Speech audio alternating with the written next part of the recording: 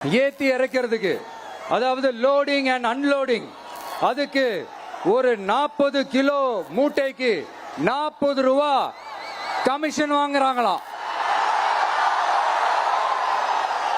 அரசாங்கமே ஒரு மூட்டைக்கு 10 ரூபா கொடுக்கறாங்க. ஆனா இவங்க அதுக்கு மேல 40 ரூபா கமிஷன் வாங்குறாங்க. ஒரு டன்னுக்கு 1000 ரூபாய் கமிஷன்.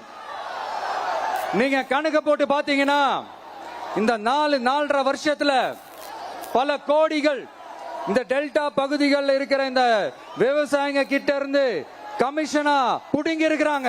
நான் தான் சொல்லியிருக்கேன், 40 ரூபாய்க்கு வாங்கக்கூடாதுன்னு சொல்லியிருக்கேன். இதே இந்த ஊர்ல இருந்து நிறைய பேர் வந்து பார்த்தாங்க.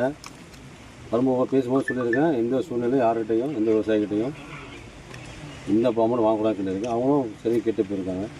அவங்களுக்கு தேவை 2-3 விஷயங்கள் தான். இப்போ லேபர் வந்து ஒர்க் பண்ணுறாங்க, டிவி சென்டரில் ஒர்க் பண்ணுறாங்கன்னா பொதுப்பட செல்லில் அங்கே அவங்க தங்கறதுக்கோ இல்லை அங்கே இருக்கிற டாய்லெட் வசதிக்கோ, இந்த டாய்லெட் வசதிகளோ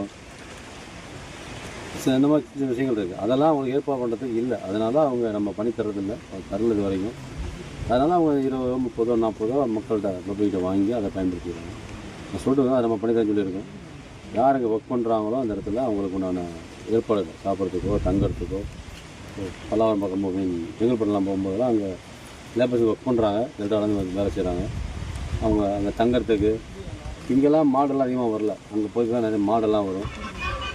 அந்த மாதிரி தொந்தரவுலாம் விரட்டுறதுக்குன்னு வச்சுருப்பாங்க. அங்கே குடிநீர் தண்ணி இருக்காது, அங்கே தங்கறதுக்கு ஷெட் இருக்காது, டெம்பரரி ஒர்க் பண்ணுவாங்க. இங்கெல்லாம் துளசி 3 போகம் இருக்கும், 4 போகம் இருக்கும், ஒரே போகம் தான். அந்த மாதிரி இங்கெல்லாம் இருக்கும். அந்த பகுதியில் தேர்ந்தெடுத்து அங்கே என்ன ஃபெசிலிட்டி பண்ணித்தரமோ பண்ணி கொடுத்துட்ருக்கோம், பண்ணித்தரோம். பாட்டிலுக்கு 10 ரூபா, பாட்டிலுக்கு 10 ரூபா. பாட்டிலுக்கு 10 ரூபான்னு எச்சா வாங்கக்கூடாதுன்னு சொல்லியிருக்கோம். ஆனா இதுல ஒரு சட்ட சிக்கல் என்னவா இருக்கு அப்படின்னு சொன்னா, கோர்ட்டோட ஒரு டைரக்ஷன் இருக்கு, அது எல்லாருக்குமே தெரியும். அந்த கோர்ட் என்ன சொல்றாங்கன்னா, நீங்க அந்த பாட்டில் குடிக்கிறவங்க அந்த பாட்டில வெளியே போட்டுட்டு போயிடுறாங்க. இப்ப நீங்க அந்த டூரிஸ்ட் ஸ்பாட் மாதிரி அந்த இடத்துல அந்த பாட்டில் கிடக்கும் போது ஒரு யானைக்கான அந்த காயங்கள் ஆகலாம், மனிதர்களுக்கு அந்த காயங்கள் ஆகலாம்.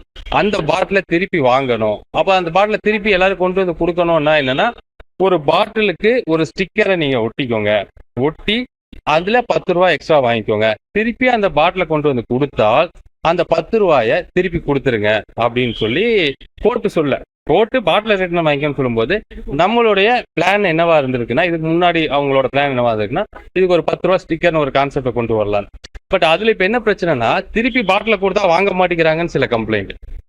இது இந்த கடையில வாங்கல, அந்த கடையில வாங்கினா எங்கிட்ட 10 ரூபா நோட்டு இல்லை. இதெல்லாம் இது 1 நைட் கேம் கிடையாது, 1 டே கேம் கிடையாது. இது எல்லாம் சேஞ்ச் பண்ணணும்னா இது ஒரு லாங் டைம் ப்ராசஸ்.